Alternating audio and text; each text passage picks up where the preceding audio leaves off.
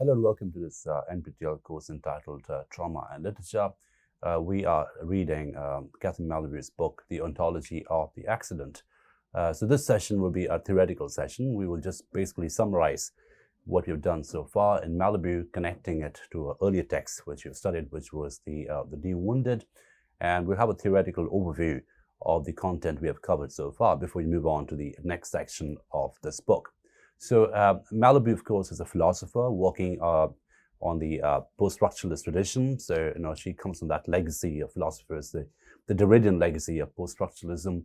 And what that does to trauma studies is it makes trauma, it defines trauma as an ontological, experiential, as well as an epistemic condition, right? So trauma not just as a medical condition, but it gives a philosophical framework to trauma. And in doing so, what it also does is it admits the absence of any philosophical framework on trauma. So for instance, in this particular book, The Ontology of the Accident, Malabou spends a lot of time talking about how there has been no definition of the accident in a philosophical ontological framework. And this absence of definition, this absence of acknowledgement, or rather this aporia around accident, is something she wants to address in this very book. So this book can be seen as some kind of a manifesto to define and acknowledge and appreciate and articulate what an accident is, right? An accident is something which is normally, Malabou says, is outside the event, right? It's outside the knowledge of the event, outside the knowledge of experience. That's why it's an accident. But what she's saying is, and again, this is coming from a post-structuralist position, she's saying, can we have an ontology of the accident?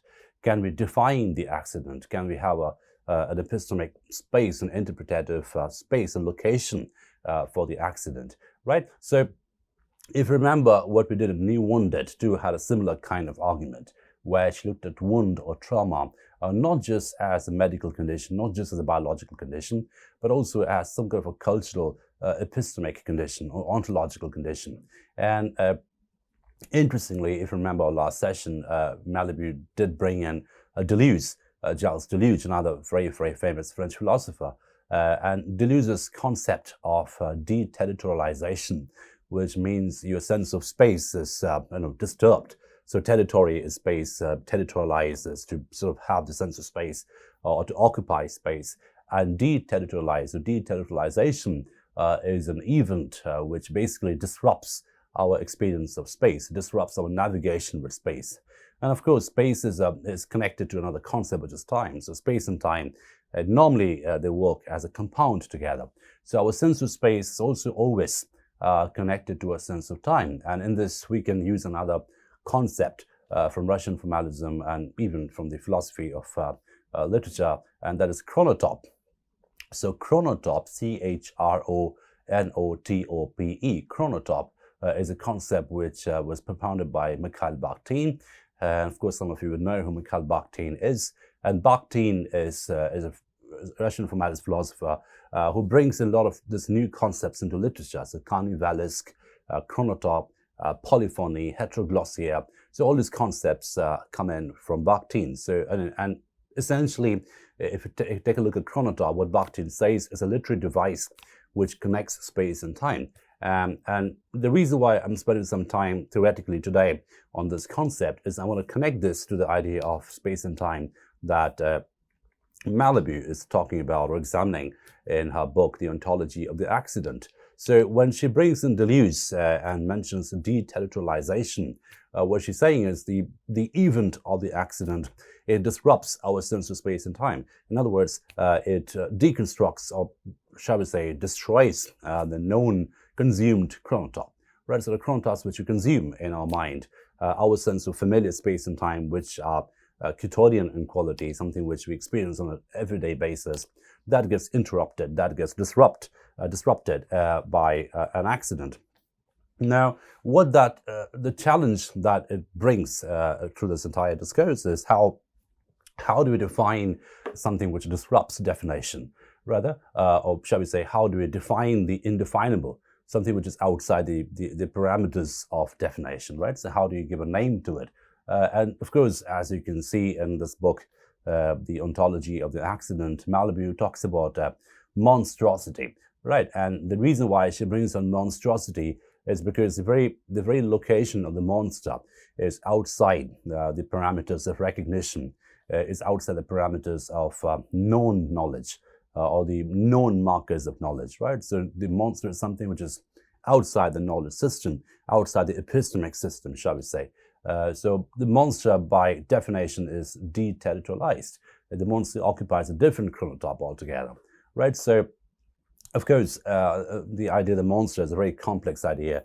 It's not just always a biological physiognomic condition.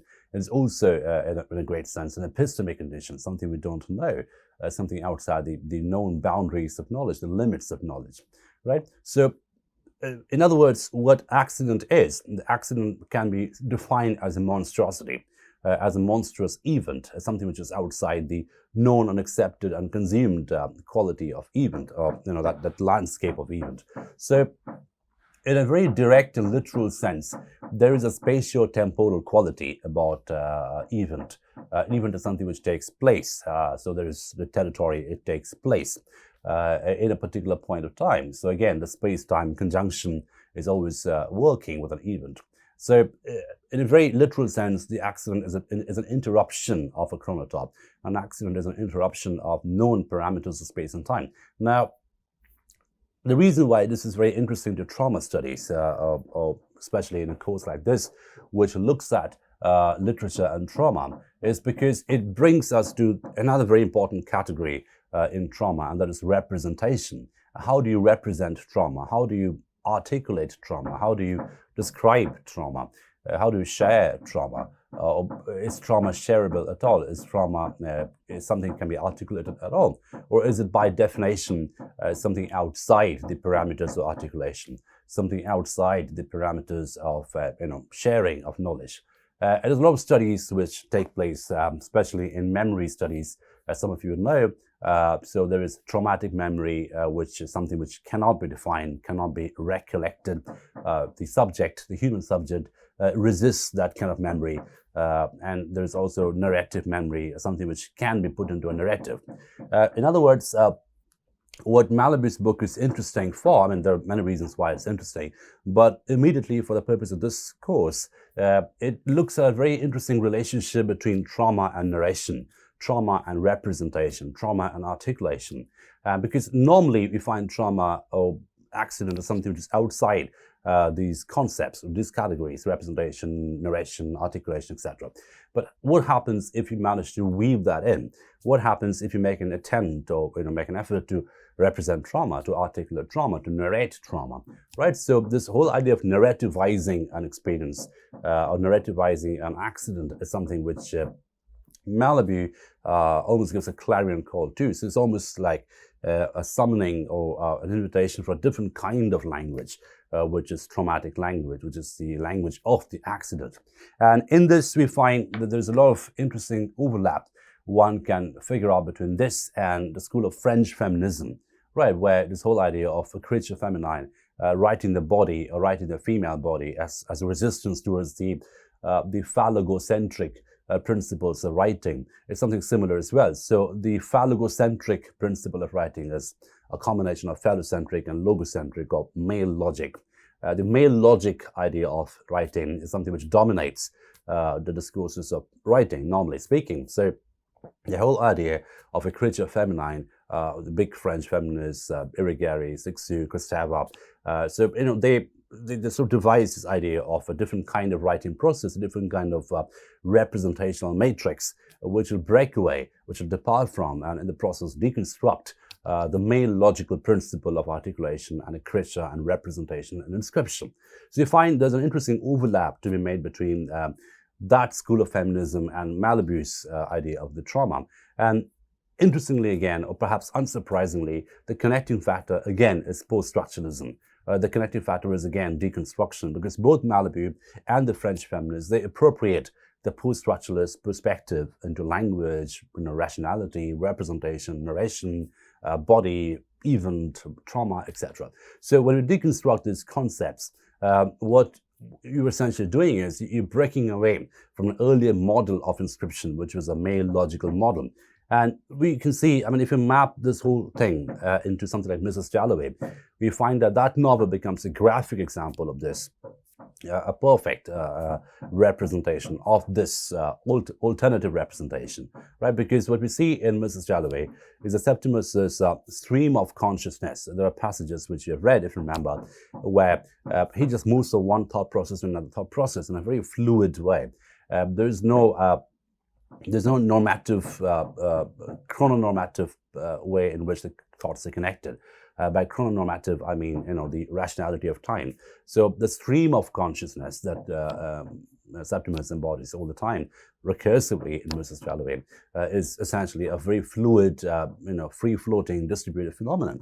Whereas if you contrast that to the male doctors, the male medical practitioners in Mrs. Dalloway, who are deliberately, I mean, in that fictional frame of Wolf, who are deliberately very alpha male, they always rely on rationality, they always rely on rational representations, they always rely on a very robust principle of representation.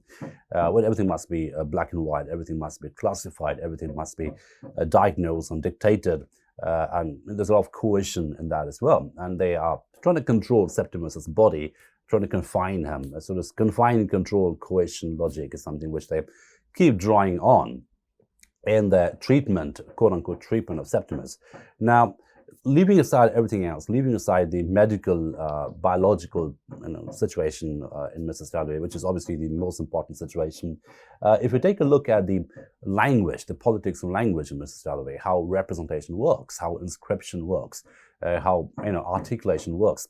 Septimus's thought processes are articulated, like you mentioned, in a stream of consciousness technique, which is a clear departure, a dramatic departure from the phallogocentric principle of representation, which is appropriated by the doctors or appropriated by the dominant discourse of medical science at that point in time, right? So Mrs. Dalloway, apart from many of the things, can also be seen as a very strong feminist critique of the male medical practice of rationality and coercion and confinement and that kind of control, the rest cure. I think I mentioned this. The rest cure is a process to which the suffering subject, is forced to rest. I mean, there's an irony to it, of course, that you're made to rest. You're confined to a room or a space or a house and asked to rest there. And obviously your mobility is compromised, your agency is compromised, things are taken away from you, and you are basically, under surveillance all the time, right? So this kind of a cure system obviously has a different kind of representational method, a representational category, whereas with Septimus we find that, and the irony of course is he is actually the male soldier. He's someone who's actually fought a battle, survived a battle, so he's the actual hero. But then we find there is a symbolic emasculation that Septimus suffers from. The big men in that system are the doctors, whereas Septimus, the once big man, is now shrunken into some kind of a boy child who is constantly admonished, constantly scolded, and in the end, obviously, he jumps and kills himself as a final resistance to the entire phallogocentric logical principle around him. So as we can see, the whole idea of Malabou, the fluid phenomenon of trauma, the fluid phenomenon of the accident, which is something outside the parameters of event, it can be mapped onto so many texts we've done so far. And that's the reason why it's such a rich theoretical textbook for us. Even if we take a look at Mansfield's Fly, Catherine Mansfield's Fly, the short story which we have done so far already, you find that the big man in the story, the boss, is someone who wants to control trauma, someone who wants to give a very phallogocentric investment into trauma, that he wants to cry, he wants to shut his system, he wants to shut his door and look at a photograph of his dead son and then cry. So in other words, he wants to bring the accident into this very male logical principle of catharsis and articulation and representation, and of course that doesn't work. The entire story is about the failure of that phallogocentric project, the failure of the masculinist project of controlling trauma, controlling event, controlling experience, and rather what we have is a complete disappearance of that control system, a complete dilution, disappearance, and waning away of that system. If you remember the last sentence of that story, for the life of him he could not remember,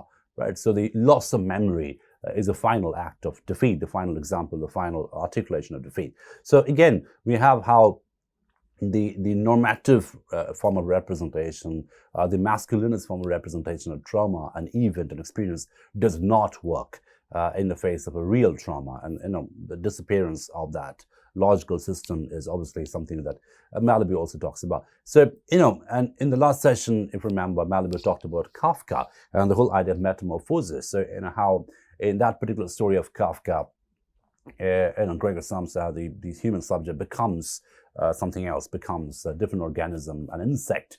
And that, again, the transformation or the metamorphosis into something else is something which symbolically, according to Malabou, symbolically it captures the transformation to a different body, which is obviously how the entire idea of accident works. You become something else, you become a different organism, you become a different system altogether. And it's interesting, of course, how Malabou uses Deleuze in that session, if you remember, to say that even that representation of Kafka is an incomplete representation because the humanist voice is retained to a certain extent, and that the retention of the human voice, the retention of the humanist voice is something which makes the project of trauma, the project of transformation, into a failed project as such.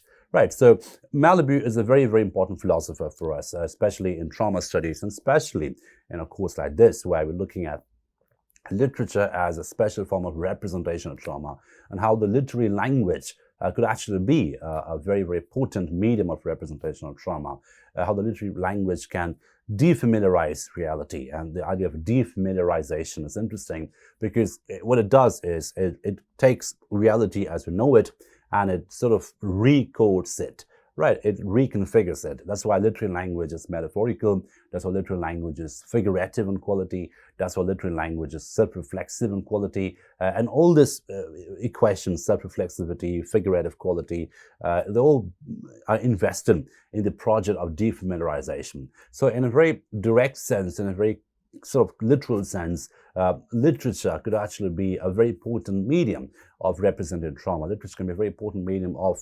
articulating the absence of logic or absence of this normative idea of livelihood. Because if we define trauma, if we define accident as something which is outside the parameters of the knowledge system, outside the parameters of lived reality, literature can actually be a very strong medium to represent that, because by default, as a medium, literature defamiliarizes reality. So we were looking at a very interesting welding of literature and trauma, which is what this course is all about. And Malabou is one of the key philosophers, I think, who can bring in the discourse of psychoanalysis and deconstruct it, who can bring in the discourse of language and deconstruct it, and who can bring in post-structuralism and look at trauma as a fluid, distributed phenomenon, rather than something that just happens in the head and affects us biologically. Rather, she looks at trauma as an experience which has not just an embedded quality, but also an extended quality, an enactive quality. So trauma as performance.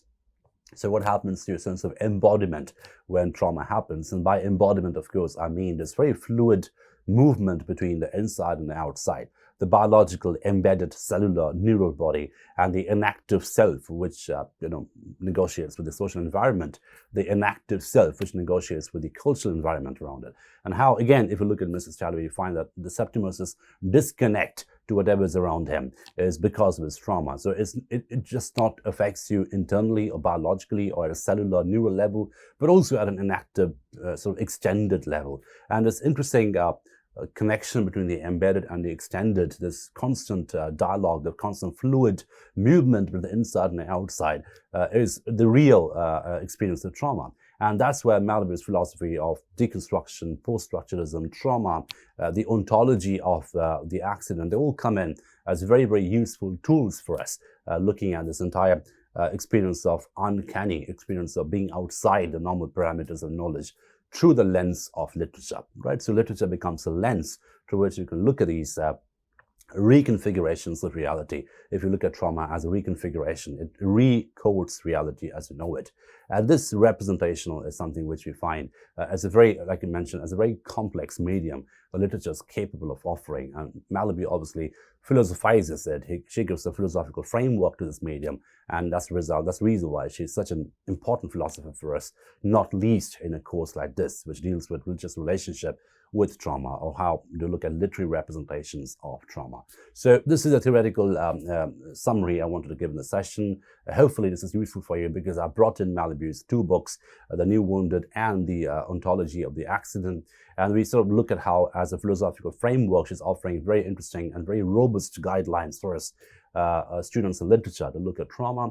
And then from this, we move on to the next session, where we'll discuss the text in question, the Ontology of the Accident, and we aim to finish that text in next 3 sessions and times to come. Thank you for your attention.